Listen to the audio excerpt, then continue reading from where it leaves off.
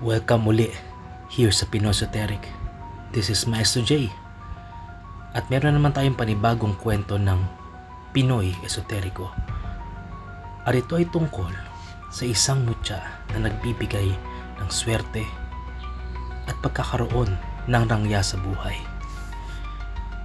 Tunghayan natin si Luis at pakinggan natin kung ano ang kapangyarihan ng mutya ng yaman.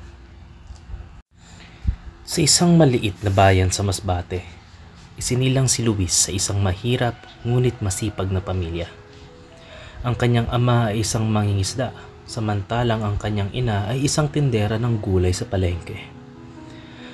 Lumaki siyang puno ng pangarap, ngunit kasabay nito ang matinding hirap ng buhay. Simula pagkabata, natututunan na niyang magbanat ng buto upang makatulong sa kanyang pamilya. Tuwing madaling araw, sumasama siya sa kanyang ama sa dagat upang manghuli ng isda. Sa umaga naman, tinutulungan niya ang kanyang ina sa pagbebenta ng gulay. At sa gabi, nag-aaral siya sa ilalim ng liwanag ng kasera dahil wala silang kuryente. Sa kabila ng lahat, hindi siya sumuko sa kanyang pangarap, ang maging isang matagumpay na nurse. Ngunit nang makapasok siya sa isang nursing school sa Manila, mas lalo niyang naranasan ng hirap. Palagi siyang kapos sa pera. Minsan, isang beses lang siya kumakain sa isang araw. Upang may pambayad din sa tuition, nagtatrabaho siya bilang tindero ng isda sa palengke tuwing umaga. Darating din ang panahon magiging nurse din ako, lagi niyang sinasabi sa sarili. Naniniwala siyang sipag at tiyaga ang susi ng tagumpay. Hindi mahika o agimat, ngunit isang gabi, isang matandang ermitanyo ang nagbigay sa kanya ng isang mutya, isang bagay na magpapabago sa kanyang kapalaran. Si Luis ay umuwi muli sa kanilang probinsya at nanghingi ng pangangailangan sa kanyang mga magulang. At dito nagkaroon ng isang kahindik-hindik na pangyayari. Isang gabi habang siya ay nandoon sa kanilang probinsya, napadaan siya sa isang makipot at madilim na daanan sa gilid ng isang bulubundukin. Malapit dito, may isang lumang kubo na matagal nang kinatatakutan ng mga tao. Ayon sa mga matatanda, dito nakatira ang isang ermitanyo, isang mahiwagang matanda na may kakaibang kaalaman sa mga hiwaga ng mundo. Habang naglalakad, biglang humangin ng malakas. Luis! May tumawag sa kanyang pangalan. Napalingon siya. Sa harap ng kubo, may isang matandang lalaki na nakaupo sa isang malaking bato. Paano niyo po nalaman ang pangalan ko? Tanong ni Luis. Ngunit ngumiti lang ang matanda. Marami akong alam, iyo. Alam kong nagsisikap ka, pero tila hindi ka pa rin makakaalpas sa kahirapan. Napalunok si Luis. Totoo ang sinasabi ng matanda. Biglang kinuha ng ermitanyo ang isang maliit na supot mula sa kanyang bulsa. Mula dito, inilabas niya ang isang mutya, isang makinang na bato na kulay kahel na nagkukulay din ng dilaw, na tila may gintong liwanag sa loob. Ito ang mutya ng yaman. Paliwanag ng matanda. Ang sino mang may hawak nito ay magkakaroon ng hindi matatawarang swerte sa pera. Nag-alinlangan si Luis. Hindi po ako naniniwala sa mga ganyan. At ano yan? Ngumiti ang matanda. Hindi mo kailangan maniwala. Ngunit kung tatanggapin mo ito, makikita mo ang epekto nito sa buhay mo. Sa pagod at desperasyon, tinanggap ni Luis ang mutya. Inabot niya ito at inilagay sa bulsa. Ano nga ba ang mawawala sa akin? Kung tatanggapin ko man to, pwede kong isuot sa aking leeg o pwede na namang ilagay ko sa bulsa. Bago siya umalis, nagbili ng matanda. Gamitin mo ito ng may kabutihan at huwag mong kalilimutan ang Panginoon. Ang mutyang ito ay hindi para sa mga sakim at mapagmalabis. Ho, pag ito po ba ay ginamit ko sa kasamaan, may mangyayari po ba sa akin? Iho, hindi. Dahil ang paggamit ng mutya ng yaman ay para talaga sa nagtatangan nito na magkaroon ng swerte at progreso sa buhay. Ngunit lagi mo lang tatandaan na ito ay hindi nagtatagal kung ang taong nagtatangan nito ay walang kabutihan sa kanyang puso, sakim at hindi mapagbigay. Mawawalan ng bisa ito kapag hindi mo ito sinunod. Umalis si Luis sa kubo at nagpatuloy na maglakad papunta sa kanilang bahay muli. Kinabukasan, kailangan niyang pumunta uli sa Manila at maghanap ng scholarship dahil nagkakaroon ng problema ang kanyang finances o ang mga pinansyal niyang pangangailangan pagdating din sa eskwela. Ngunit kinabukasan, biglang may nangyaring maganda sa buhay ni Luis. Ano ba itong nangyayari sa akin? Kailangan kong pumunta sa Manila na agad as soon as possible. Wala naman akong ibang pera. Ang binigay sa akin ng mga magulang ko, kakarampot lang. Paano ko magiging nurse ito? Kailangan ko maghanap ng scholarship, kailangan ko rin magtrabaho, at kailangan ko rin pumasa sa incoming na exam. Ano ba to? Lingid sa pagkakaalam ni Luis, ang mutya ng yaman na kanyang kinuha sa matanda ay nagkakaroon na ng epekto. Unti-unti itong nagkakaroon ng liwanag, dilaw at makislap. Ngunit hindi ito alam ni Luis dahil tinago niya ito sa kanyang bulsa. Si Luis naman ay dali-dali pumunta ng Maynila dahil sa pag-alala niya sa kanyang mga babayaran pati na rin sa kanyang eskwela. Ngunit tila nagbago ang kanyang kapalaran. Habang siya ay naglalakbay, nakatanggap siya ng isang magandang tawag mula sa kanilang eskwelahan. Hindi niya inaasahan ang balitang kanyang maririnig. Hello? Luis, napili ka bilang isa sa mga scholars para sa libreng tuition at allowance. Nanlaki ang kanyang mga mata. Hindi niya mapawi ang ngiti sa kanyang labi at hindi rin siya makapaniwala. Mula sa matagal na paghihirap sa pag-aaral, ngayon ay may pagkakataon na siya magpatuloy ng hindi iniisip ang bayarin. Sa mas sumusunod na mga araw, tila mas gumanda pa ang kanyang kapalaran. May isang doktor sa ospital kung saan siya nagpa-part-time na nag-alok sa kanya ng mas mataas na sweldo bilang assistant.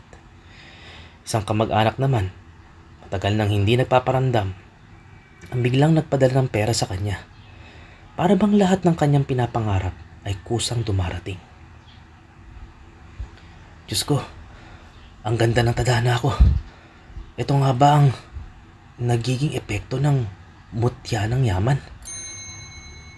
Maraming salamat o Panginoon. Naway makatulong to sa akin. Nagpasalamat si Luis. At sa kanyang pagpapasalamat, hinihiling niya na sana'y magtuloy-tuloy ito. Ngunit isang gabi, napanaginipan niya ang matandang ermitanyo habang siya ay nagpapahinga. Sakdal sa kanyang mga ginagawang bagay sa kanyang buhay. Sa kanyang panaginip, nakita niya ang isang lalaking dating mahirap ngunit yumaman dahil sa mutya. Gayunpaman, unti-unti itong naging sakim. Ginamit niya ang kanyang kayamanan sa pandaraya at panlalamang sa kapwa. Isang araw, biglang naglaho ang mutya sa kanyang kamay at kasabay nito, nawala ang lahat ng kanyang kayamanan. Nagising si Luis na may kaba sa dibdib. Ano to? Grabe naman panaginip to. Totoo ba to? Nang tingnan niya ang mutya sa kanyang pitaka, tila kumukupas ang ningning nito. Napagtanto niyang tama ang ermitanyo. Ang mutya ay hindi lang nagbibigay ng yaman. sinusubok nito ang puso ng may-ari. Anong nangyari sa mutya? Wala pa naman akong ginagawa. Hindi naman ako sakim. Hindi pa naman ako nag-aabuso. At hindi rin ako gumagamit ng pera ng pawaldas. Pero ba't nagkakaganto? Dahil sa kanyang bagong kayamanan, maraming lumapit kay Luis upang humingi ng tulong. Isang kaklase niya ang nagmakaawang tulungan siya sa kanyang tuition. Isa ring tiyuhin niya ang lumapit upang humingi ng puhunan para sa maliit na negosyo. At isang dating kaibigan ang nangutang ng malaking halaga para sa pagsusugal. Dito niya naranasan ang unang pagsubok. Gagamitin ba niya ang kanyang yaman para sa kabutihan o sarili niyang kasiyahan? Ano bang nangyayari sa mutya na to? Nagpapasalamat naman ako. Mapagbigay ako. Teka, may mga nagtanong nga pala sa akin ng tulong at hindi ko pa sila nasasagot. Ito ba ay pagsubok ng mutya ng yaman? Dito, inisip ni Luis na ang kailangan niyang gawin ay ang kabutihan. Kaya nagdesisyon siyang bayaran ng tuition ng kanyang kaklase at bigyan ng puhunan ng kanyang tiyuhin. Ngunit tinanggihan niya ang kaibigan niyang sugarol dahil mapang-abuso ito. Kinabukasan, nang tiningnan niya ang mutya, mas matingkad at mas maliwanag na ito kaysa dati. Alam na niya ang sikreto. Mananatili lamang ang mutya hanggat ginagamit ito ng tama at may pananampalataya sa Diyos. Ang ganda na uli ng aking mutya. Sana magtuloy-tuloy ang aking swerte. Pero ganun pa man, kailangan kong gamitin to sa kabutihan. Naway gabayan ako ng Diyos at ng mutya na to at ang spirito ng mutya na to. Nagabayan akong gawin ko ang mga tama sa buhay na to at magamit ko to sa kabutihan. Lumipas ang ilang taon at tuluyan nang nagbago ang buhay ni Luis.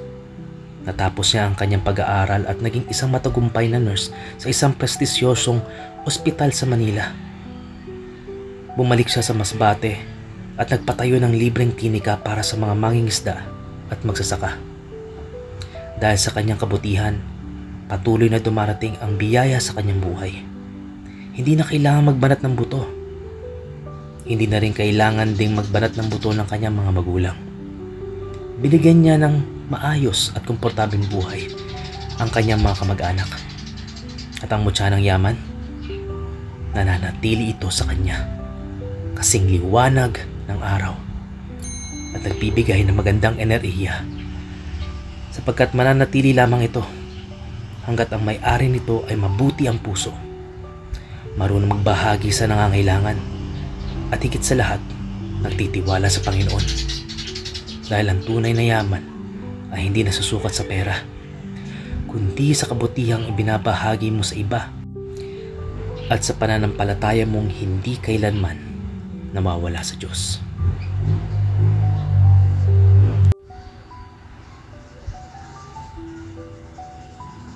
Ang ganda ng lesson dito sa mutya ng yaman.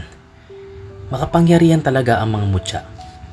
Isa sila sa mga natural na enerhiya o mga natural na gamit na may enerhiya na nagbibigay ng prosperidad, proteksyon o di kaya naman swerte sa taong naniniwala dito. Pero ganun pa man, ang tiyak na pananampalataya sa Diyos ang nagbibigay ng kabutihan sa tao. Imagine mo yon. Kung meron ka mang mutya, kagaya ng mutya ng yaman, gagamitin mo ba to sa kabutihan? O gagamitin mo lang to sa iyong pansariling kahilingan? By the way guys, this is Maestro J. Isa na naman pong kwentong Pinoy esoteriko ang naihatid ko sa inyo. Available po ang mga merchandise natin here sa Pinoy Esoteric via our TikTok shop. At pati na rin itong mutya ng yaman, lehitimo, konsagrado at merong instruction para sa iyo. To avail our merchandise, search us sa TikTok natin. Just type in Pinoy Esoteric. And by the way guys, maraming salamat sa inyong pagsuporta. Hindi namin magagawa at hindi rin namin maibibigay sa inyo ang mga kwentong ito nang hindi kayo nagpa-follow o subscribe. So follow and subscribe guys. And we thank you again. May God bless you. May God keep you. As above, so below. Salamat sa pakikinig.